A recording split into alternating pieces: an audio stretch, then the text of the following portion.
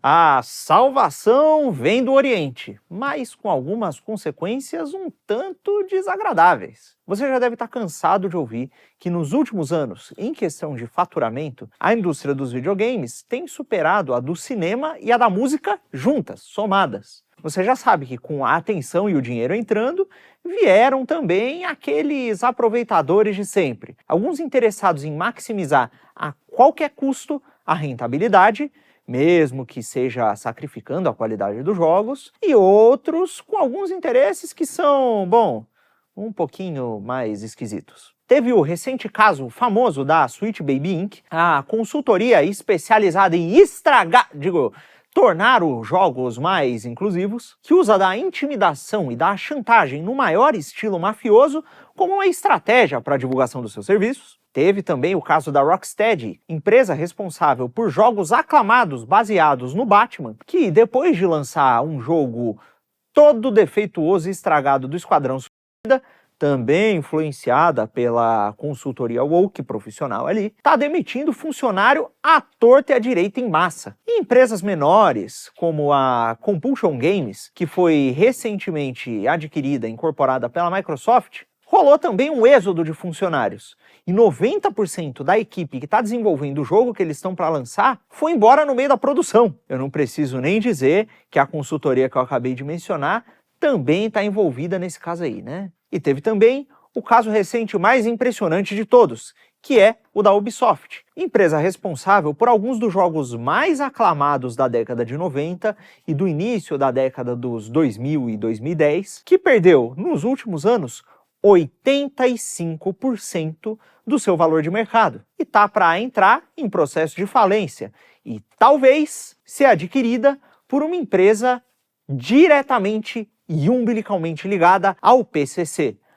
Não esse PCC, eu estou falando do outro, o chinês. E sabe o que é pior? De certa maneira, foi o próprio mercado, que alguns dizem ser livre, que jogou a empresa nessa situação. Mas antes de entrar nessa história em específico, nós precisamos de um leve contexto, que vem pelo resumo de outra história. A história da longa marcha da vaca videogameira para o brejo, ou de como os videogames descambaram. Se você acompanha o Não Dei, você já sabe de praticamente tudo que eu vou falar aqui. Mas caso você não acompanhe, bom, quando os videogames se popularizaram, eles tinham mais ou menos essa aparência aqui. Eles tinham ciclos de produção muito curtos, com jogos que muitas vezes ficavam prontos em menos de um ano e que precisavam de pouquíssimos funcionários e desenvolvedores para serem finalizados. Com o tempo, as produções foram ficando tecnicamente mais complexas e avançadas, as equipes foram ficando maiores e os custos mais inflados. No meio da década de 2010, o próprio Final Fantasy X, que na época já era uma superprodução, custava por volta de 32 milhões de dólares para ser produzido. Hoje em dia, jogos como Call of Duty Black Ops Cold War,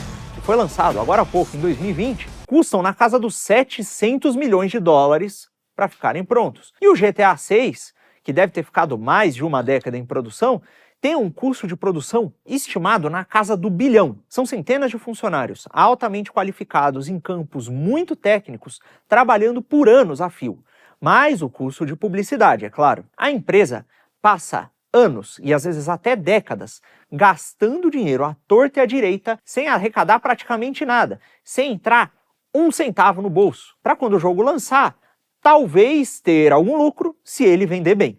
Parece um negócio meio arriscado, né? Pois justamente por isso, as empresas foram arrumando aos poucos jeitos de rentabilizar jogos a longo prazo, de conseguir dinheiro por fora e ou de diminuir os seus custos de produção. Algo que foi especialmente importante para empresas de capital aberto, que devem satisfazer os seus investidores que não gostam de custos inflados e risco, né? Se tornou muito comum com o tempo, por exemplo, a reciclagem de recursos visuais de um jogo para o outro, a reciclagem de mecânicas, até mesmo a reciclagem da estrutura inteira dos jogos se tornou frequente. Para além disso, começaram a forçar a aceleração dos ciclos de desenvolvimento, fazendo com que franquias mais aclamadas tivessem lançamentos anuais. Até porque, lançando jogos com maior frequência, as vendas se tornam mais frequentes e com o ciclo de desenvolvimento menor, o custo diminui. Ou seja, é dinheiro entrando mais rápido e custo diminuindo.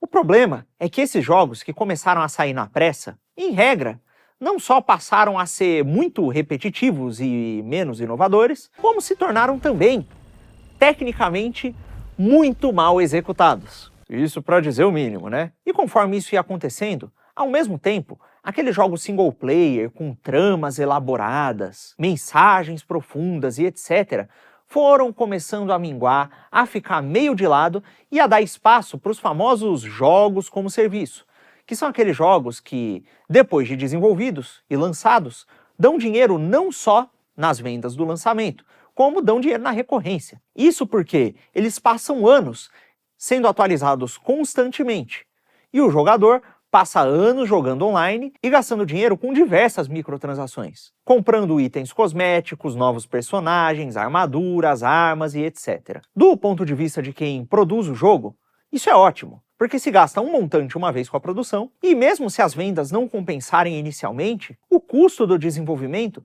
vai aos poucos sendo compensado e o lucro vai aos poucos aumentando conforme os anos passam.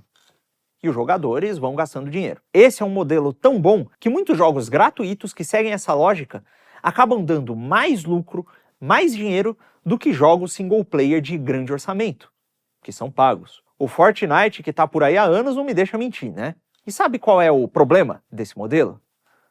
É que para esse tipo de jogo ser lucrativo, ele não precisa agradar uma grande base de jogadores. Ele não precisa nem ser muito bom. Ele só precisa encontrar aqueles poucos jogadores que, tendo muita grana para gastar, decidem gastá-la no seu joguinho. As famosas baleias. É mais ou menos o mesmo modelo de monetização de um cassino, por exemplo, em que os jogadores que gastam muito e perdem muito dinheiro, aqueles que são mais ricos, subsidiam a jogatina dos que gastam pouco, e até mesmo daqueles que gastando pouco conseguem ganhar no cassino. Não à toa, muitos jogos começaram também a incorporar no seu modelo de monetização mecânicas parecidas com as dos jogos de azar. São essas as polêmicas loot boxes. Eu vou dar uma explicação improvisada aqui. Elas funcionam assim. O jogador, ao invés de pagar para comprar um item que ele quer, paga para comprar uma caixa.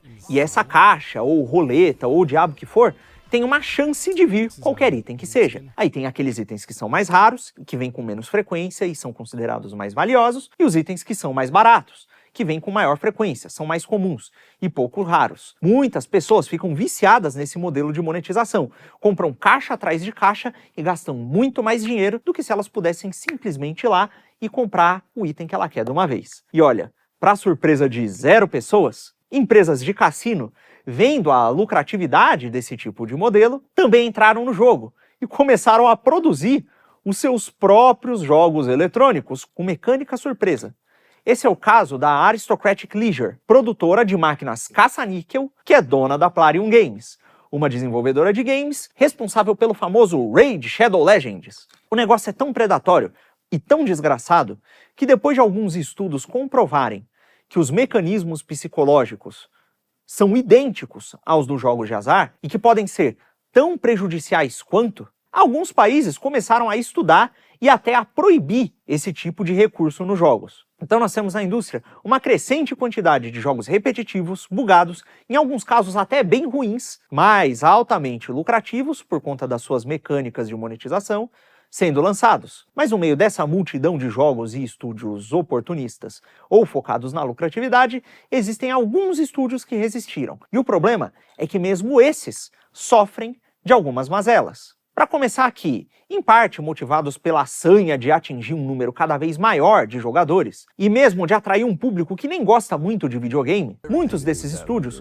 começaram a forçar os seus jogos a se tornarem experiências cada vez mais cinematográficas. Para isso, os gráficos e as animações têm que ser cada vez mais realistas, e a jogabilidade muitas vezes tem que ser cada vez mais simplificada, para ser acessível a esse novo público que não está acostumado com videogames. E até mesmo para se encaixar melhor nesse modelo de storytelling mais próximo ao do cinema. E muito embora esses jogos agradem sim muita gente, eles são muitas vezes mais filme do que jogo. E o seu custo de produção financeiro e humano é muito alto. Existem casos diversos em que, para terminar de desenvolver um jogo no prazo, de maneira tão detalhada e realista, os desenvolvedores precisam passar semanas, e se bobear até meses, trabalhando dentro do escritório, sem voltar para casa, dormindo o mínimo possível para conseguir concluir o projeto. A coisa é tão feia, mas tão feia, que na Naughty Dog, um dos estúdios mais conhecidos por esse tipo de prática, boa parte dos funcionários não costuma durar mais do que um ciclo de produção inteiro dentro da empresa. Os caras produzem um jogo e depois saem correndo para nunca mais voltar. E a galera da indústria, que já conhece o método de trabalho deles, evita trabalhar para o estúdio. E ainda assim, para conseguir tancar esses altos custos de produção, muitas dessas empresas não conseguem viver só da venda. E precisam ir atrás de crédito no mercado financeiro. Precisam abrir o seu capital para os investidores externos. E os investidores externos estão mais interessados em números do que em jogos. E olha, eles também gostam muito e estimulam cada vez mais o surgimento daquelas empresas estilo cassino, porque elas são ótimas em produzir números, né? Mas enfim, para além de números, o mercado também está interessado por conta de uma série de manipulações e uma outra coisinha, o DEI e o ESG. Se você acompanha o nosso canal aqui, você sabe que muitos dos maiores fundos de investimento instituíram um esquema de avaliação de empresas que monitora o quanto cada negócio adere às pautas sociais e inclusivas da moda. E muitas vezes, esses fundos de investimento nem sequer consideram colocar o seu dinheiro e investir em empresas que não tenham internamente um departamento dedicado a essas questões. Iniciativas de inclusão, que não produzam jogos com narrativas e castings que tenham consciência social. Daí se inicia uma espécie de corrida do ouro e uma disputa para ver quem vai atender melhor a esses critérios e ter o score ESG, a pontuação ESG mais alta. E, por consequência, que vai agradar mais a esses fundos de investimento endinheirados. E é óbvio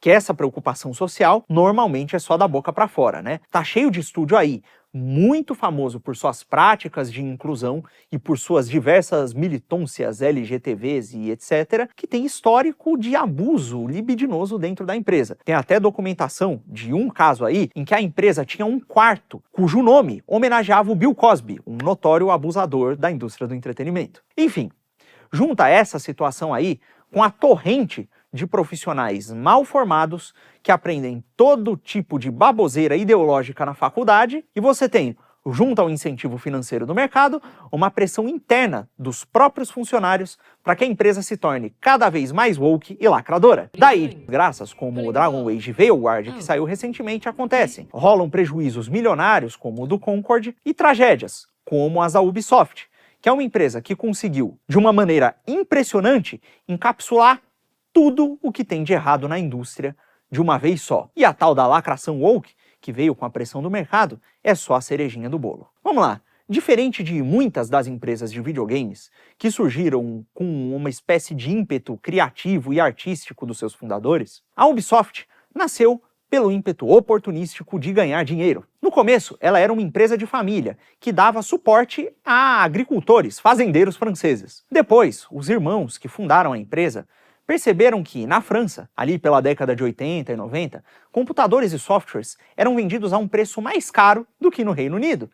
E eles então fizeram uma coisa muito esperta, começaram a fazer um trabalho de importação. Eles compravam software no Reino Unido e vendiam dentro do mercado francês por metade do preço que o mercado local cobrava, o que, naturalmente, os deu muita grana muito rápido. Com os milhões arrecadados, eles decidiram investir no seu próprio estúdio de desenvolvimento, não de qualquer tipo de software, mas de um tipo de software interativo muito específico, os videogames. A princípio, os games que eles produziam eram muito meia-boca, bem medianos mesmo. Eles tinham também muito porte de jogo para Game Boy e publicavam muitos jogos estrangeiros no mercado francês, jogos desenvolvidos por outros desenvolvedores. Eles muito cedo, em 1996, abriram o capital da empresa para acelerar sua expansão. E com o dinheiro dos investimentos do mercado financeiro, durante o fim da década de 90 e o início dos anos 2000, a Ubisoft começou a comprar estúdios e a adquirir muito talento. E dando uma certa liberdade criativa, começou a lançar, meu amigo, uma pedrada atrás da outra. Teve o clássico plataformer Rayman, que eles mesmos desenvolveram. Daí, depois da compra de um estúdio chamado Red Storm, eles fizeram o inovador jogo de tiro tático Rainbow Six, os primeiros Ghost Recon, o jogo de espionagem Splinter Cell. Daí veio o Prince of Persia, o Beyond Good and Evil, enfim. Era muito jogo legal e com uma boa variedade de estilos. Olha, você pode criticar a Ubisoft o quanto quiser, mas uma coisa você não vai poder negar. Os seus donos, os irmãos Guillemot, sabem ler o mercado, detectar a tendência e adquirir talento na hora certa. E sabem também dar a esse talento a liberdade criativa para trabalhar e produzir e entregar exatamente o que o público quer consumir. O problema é que, sendo adaptáveis demais ao mercado, eles começaram também a internalizar algumas das piores práticas e atender alguns dos piores sinais que o mercado enviava. Em 2006, quando houve a transição da geração do PlayStation 2 para o PlayStation 3, a Ubisoft antecipou a tendência dos jogos de mundo aberto e lançou, logo no início da geração, o famoso Assassin's Creed, que gerou, por si só, várias tendências que o mercado adotou. Como, por exemplo, aquelas torres que tem no meio dos mapas de jogos de mundo aberto que liberam novas áreas do mapa para serem explorados e etc. Nessa época, eles também adquiriram a propriedade do Far Cry, um jogo de tiro de mundo aberto que pertencia a uma empresa chamada Crytek, famosa por desenvolver jogos com gráficos ultra realistas. Daí eles lançaram o Far Cry 2 e depois no Far Cry 3 combinaram as inovações do Assassin's Creed, as que mais deram certo, à fórmula de mundo aberto do Far Cry, com o gameplay de jogos de tiro do Far Cry. Isso aí foi um sucesso. Todo mundo começou a copiar a fórmula que eles montaram. Nessa época, a indústria de jogos também estava passando por duas modinhas. A primeira, a de que todo jogo tinha que se tornar um jogo de mundo aberto. E segundo, quanto maior fosse o jogo, quanto mais horas de jogo ele tivesse, melhor ele seria.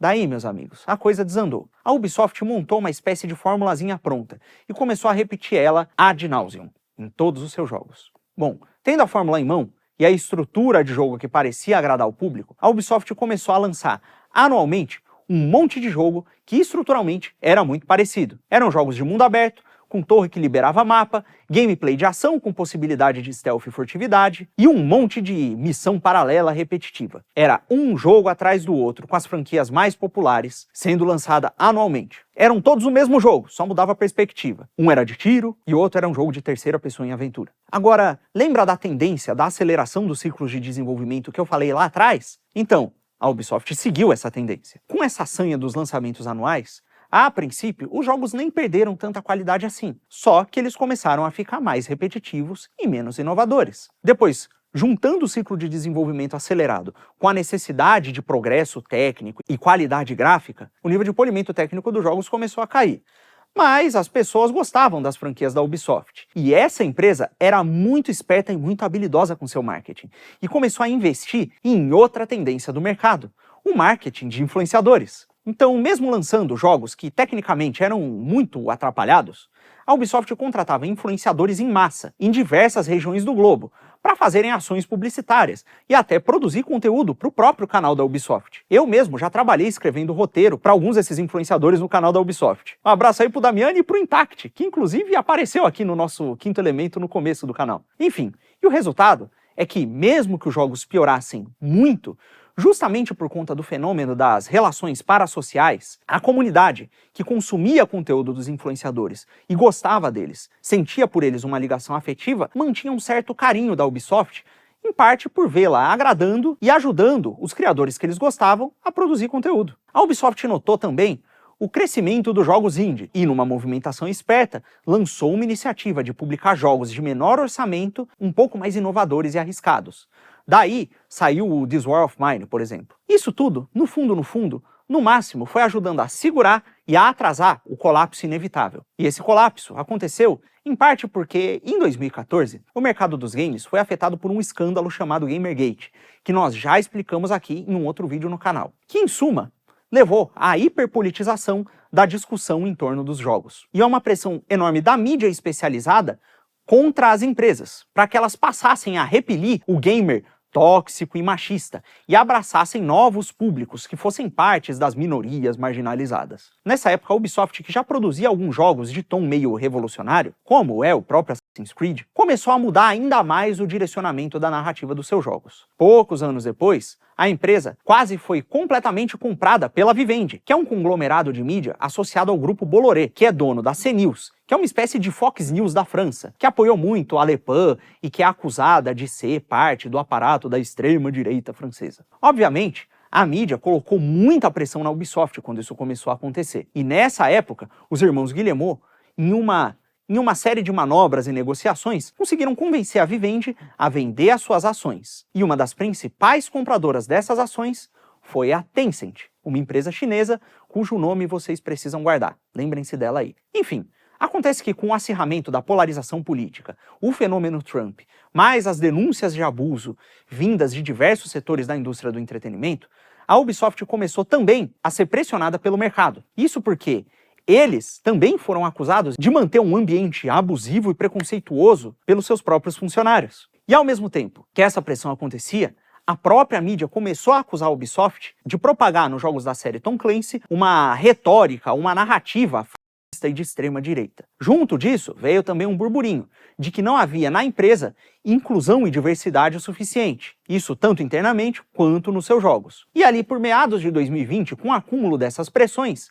eles, que já tinham lá seu contingente de funcionários woke, começaram a aderir formalmente ao ESG e começaram a forçar de maneira mais nítida essa ideia da inclusão nos seus jogos. E os gamers, já de saco cheio disso tudo, começaram a reclamar. Daí, você junta essa pressão pela diversidade com a desconfiança que a base de jogadores e fãs começaram a nutrir perante a Ubisoft por conta de vários lançamentos mal feitos, e o aumento do preço desses lançamentos, e pronto, nós temos aí uma tempestade perfeita. Tudo isso culminou em uma série de flops, de jogos mal sucedidos. Os caras conseguiram fazer um jogo da série Star Wars vender mal, um lançando em cima do outro, mais os escândalos de relações públicas em casos como o do Yasuke, que a gente cobriu aqui. E isso tudo junto gerou uma queda muito pronunciada do valor de mercado, com a saída de diversos investidores da empresa.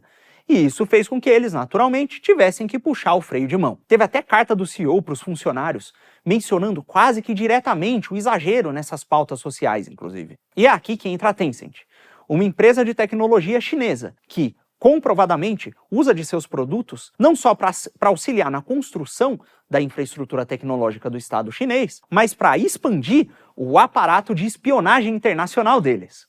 A Tencent tem feito diversas incursões no mercado de games ocidental. Eles compraram recentemente 100% da Riot Games, uma fatia muito grande da Epic Games, e agora, depois de ter investido na Ubisoft, com a queda do valor de mercado e a empresa baratinha, estão se movimentando para muito provavelmente comprá-la e protegê-la da volatilidade do mercado ocidental, para dar uma estabilidade para a Ubisoft se recuperar. E bom, sabendo nós que a China não liga para essas pautas woke, diferente dos investidores ocidentais, e não costuma impor muitas sanções criativas sobre os estúdios que eles compram, pode ser que isso ajude os caras a se estabilizarem. Ou pode ser que, tendo já contratado essa turma woke bizarra, isso não mude muito a direção dos jogos da Ubisoft. Ou pode ser que, sendo a Tencent especialista naquele modelo de monetização via microtransações, a Ubisoft mantenha a pauta woke lá dentro e inclua o esquema de monetização deles para ganhar mais dinheiro. Independente do que acontecer, quer a Ubisoft melhore ou não com esse resgate da China, uma coisa é certa. A Ubisoft, como muito do mercado ocidental, está se perdendo. E o Oriente está aproveitando a oportunidade e preenchendo esse vácuo, não só com a aquisição de empresas, mas pela formação dos seus próprios estúdios e produção dos seus jogos originais, com acordos para fortalecer não só o mercado de games asiático, como o mercado eurasiano como um todo, patrocinando eventos com influenciadores e, enfim, fazendo tudo isso que o Ocidente sempre fez muito bem. E aí, pode ser, meus amigos, que pela autodestruição do mercado ocidental, nós tenhamos a ascensão da indústria cultural oriental, e pode ser que pelo menos nessa área do entretenimento, dos jogos eletrônicos, nós passemos a sofrer não só a influência, como o domínio cultural deles. E é aquela história, né? Quem domina a cultura, ao longo prazo, domina o povo. E por mais que eu não goste nada do domínio da ordem liberal americana, eu também não sou lá o maior entusiasta da dominação dessa turma chinesa aí. Enfim, e aí, o que você acha desse caso? Comenta aqui embaixo, e se você quiser entender melhor como o mercado de games oriental se formou e como ele se tornou uma força tão independente do Ocidente, assiste esse vídeo aqui que está na tela. Muito obrigado.